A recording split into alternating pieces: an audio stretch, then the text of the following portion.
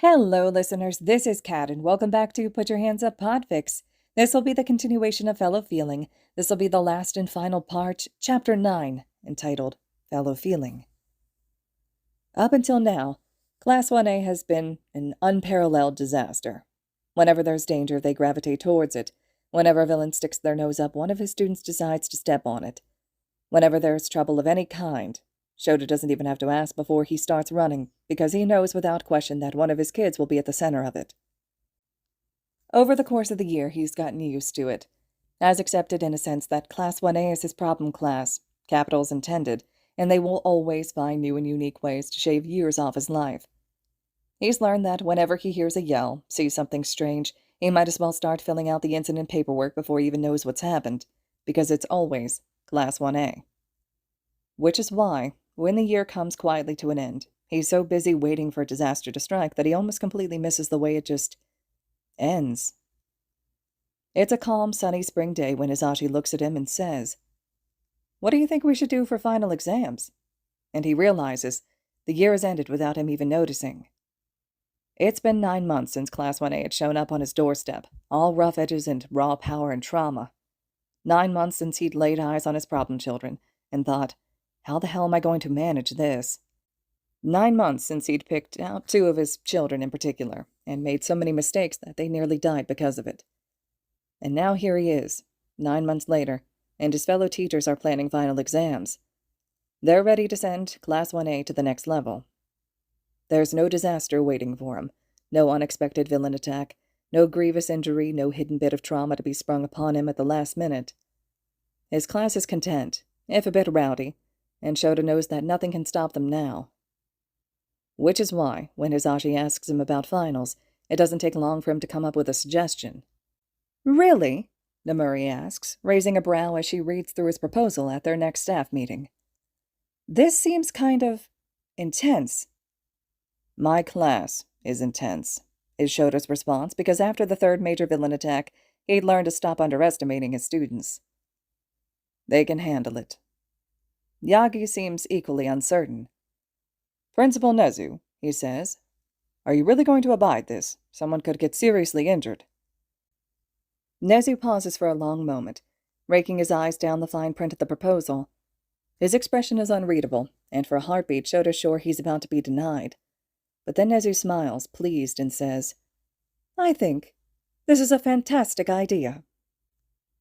Yagi's head hits the table so hard that it echoes. Hisashi gives a frantic giggle. "The school is going to be flattened," Nomuri laments with a sigh, pinching the bridge of her nose between her fingers. Yagi gives a muffled, "The city is going to be flattened."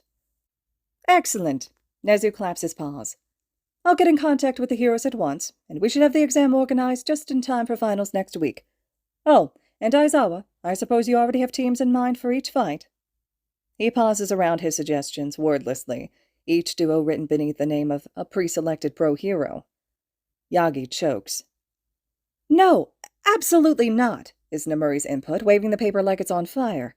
"You won't just flatten the city, you'll kill everyone in it. We're not going to evacuate just because you have a death wish." "Shouta, it is a bit extreme," Hisashi agrees, though he seems more entertained than concerned. "I mean, what's with Team C? Someone's gonna die, and I'm not sure it'll be the kids." "It's a test," he says, disgruntled. "It's meant to be challenging. Besides, I didn't specifically pair them together. I drew names, and they just happened to end up together. Keep in mind that this is the first time I've directly ordered them to work together since the first final. It'll be a good gauge of how much they've learned." "Yeah, and I'm sure the whole city will see how much they've learned," someone grumbles, though Shouta isn't sure who, because the staff room has erupted into murmuring. But Nezu, as always, is on his side. "I think it'll be interesting," he says, which prompts another uproar. "We'll let them fight, but we'll make sure the rules forbid them from causing too much damage to the arena. That should be good compromise, don't you think?" No one seems particularly pleased about the ruling, excluding Shouta himself, but seeing as Nezu is the one giving the suggestion, no one has the guts to protest further, and so Shouta is given his way, and 1 week later, the final exam begins. His class screams when he explains the rules. There are 20 students in his class, 10 teams of 2, and for each of them, a top pro hero to contend with. He's paired them up by chance, as promised, doing his best to pair each of them with the pro hero they'd be best suited to tackle. Because while the previous exam had focused more on exploiting their weaknesses, this exam is more about gauging how much they've learned. Which is how, on the day of the exam, he watches 10 teams of students march off to face some of the best heroes Japan has to offer. It's an incredibly unfair exam, and that's the point. After 9 months of brutal training, he wants to see what they can do. The results are mixed, as expected. Some teams can't manage to best their opponents, and are swallowed up without much of a fight. Other teams win by the skin of their teeth, skating by on a technicality or a spur of luck. And other teams... It's the last fight of the year. The sun is sinking lower and lower, threatening to cover the training field in darkness so low that it makes everything glow like fire.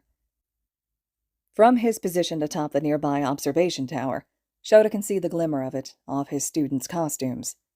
This is the fight he's been looking forward to. Midoriya and Bakugo make their way through the entry gate, facing down the long path that leads to their opponent. They can't yet see who they're up against, but Shouta can, and she set alight from behind the fierce glow of the sun. The scarlet of her dress is almost blinding, the shine of her metal dragon's claws headpiece leaving little spots on the ground as the light diffuses. Ryuko crosses her arms delicately, staring down the long pathway, and Shouta can pinpoint the exact moment that his students see her because they stop, dead in their tracks, surprise written all over their faces. It's been 6 months exactly since either of them had last seen her. 6 months since Bakugo had sat in that hospital room and cried, painting a picture of a past so horrific that Shouta almost couldn't stand to imagine it. 6 months since Midoriya had curled in on himself, scared and traumatized, and realized that what had happened to him wasn't his fault, that he needed help, and that he deserved it. 6 months since the two of them had returned to school, greeting each other in the halls with nothing more than an uncertain glance. 6 months.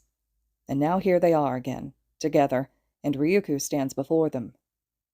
"Hello, boys," she calls, her voice slightly fuzzy through the audio equipment that carries it to Shota's ears. "It's been a while." Midoriya and Bakugo just stand there, blinking in surprise. And this is it. A final test, delivered to them by fate the instant Shouta had drawn their names together by chance alone.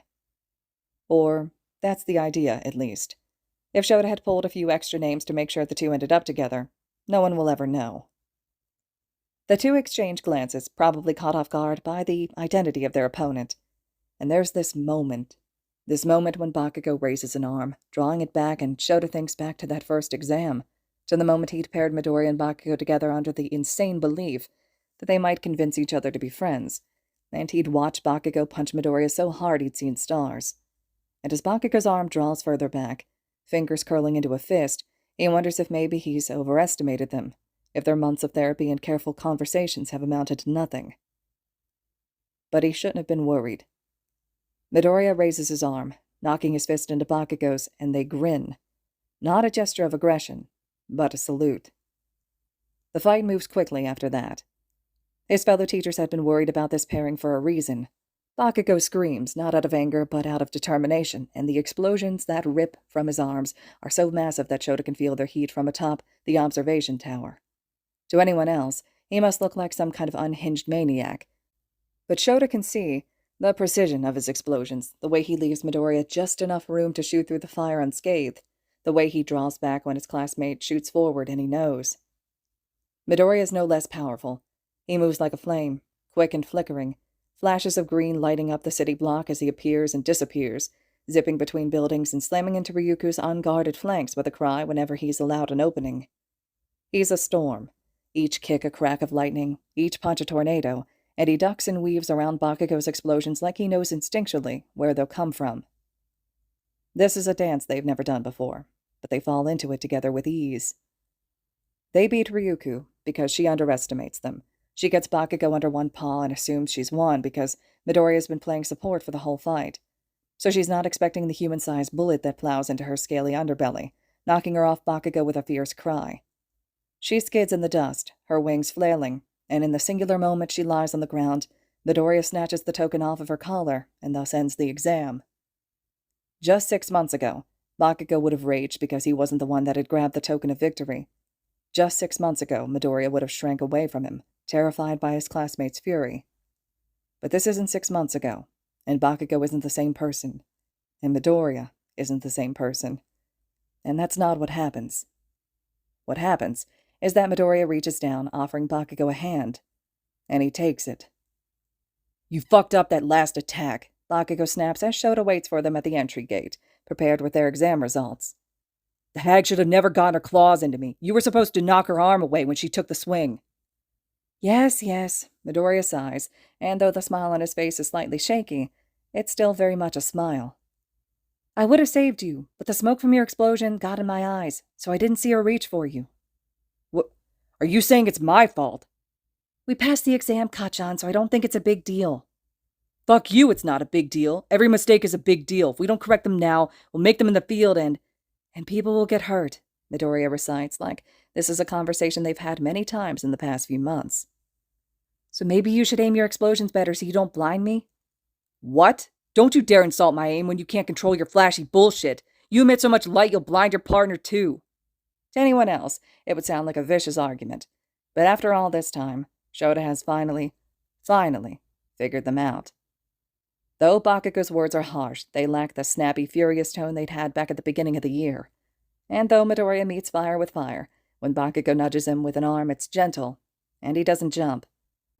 Midoriya dares to flick Bakugo in the shoulder, and he gets away with it with only a sharp word in response. Bakugo dares to insult Midoriya, to call him a shitty hero, but instead of wincing, Midoriya laughs, bright and relaxed and free. Partner, Bakugo had called him, if in a roundabout way. And Midoriya hadn't rebuked him. Midoriya looks up and, seeing Shouta waiting for them at the end of the street, calls, Oh, Aizawa-sensei, sorry to keep you waiting. Don't apologize, is Bakugo's rather unhelpful advice. We're the ones that were in a fight with a goddamn dragon. He can wait a few minutes for us to walk back. Then, yelling to Shouta, We got the stupid token, so that means we pass, right? With flying colors, he confirms as they finally reach him, sweaty and grimy and covered in dust. You had the fastest pass time of any of your classmates. Of course we did, Bakugo snaps. We're the best. The sentiment catches him so off guard that for a moment he's struck mute. We? Kachan, Midoriya sighs. We are not the best. Ryuko just underestimated us, and by the time she realized she'd made a mistake, it was too late to regain the ground she'd lost. Yeah, which makes us better than her. Kachan. Midoriya looks up at Shouta as if seeking out commiseration, and even though Shouta is frowning, Midoriya doesn't cringe away. He's still slightly shy around him, even after months of therapy, but he's confident enough to trust him now, and that's what matters.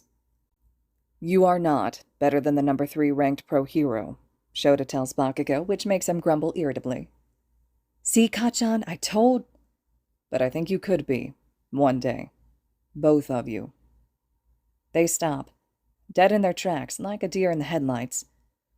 Then something in Bakugo's expression clicks, a mixture of pride and arrogance welling up behind his vicious grin, and Shouta gives an exasperated eye roll as he chops a hand down on the top of his head. Don't get ahead of yourself, he barks when Bakugo protests. I said one day, and that's if you can maintain your current trajectory, so you'd better work harder than ever in Class 2A, got it? That goes for you too, Midoriya. Bakugo puffs up like a bird, preening at the prospect of being in the top 2 one day. Midoriya smiles, this small, luminous thing that catches on the corners of his lips, and his eyes turn starry and wondrous, as if he's looking to his future, and he sees nothing but brightness. Give your new homeroom teacher hell for me, problem children, he requests, full and sarcastic, and Midoriya laughs. Yes, Aizawa-sensei. As if I'd let the poor guy rest, whoever he ends up being. It's the moment Shouta has been waiting for. The two lean instinctively towards each other instead of away, and though there's still a touch of uncertainty, a touch of newness, it's overshadowed by whatever fragile, bright thing they've built from ash. And it's good. It's right. At least, it is, until Midoriya pauses for a moment, his smile replaced by a thoughtful expression, and leans towards Bakugo. Wait, he whispers. Which one of us do you think Aizawa-sensei believes is going to be the number 1 hero? What? You've got to be fucking kidding me. It's me, of course. And the moment ends. The two of them bicker emphatically, all waving hands and dramatic gestures and fire, pushing at each other like old friends instead of vicious enemies. And Shouta feels this strange, warm emotion well up in his chest, pricking at the back of his eyes. And though he doesn't often feel pride for anything, let alone his students. He thinks he can make an exception for his problem children.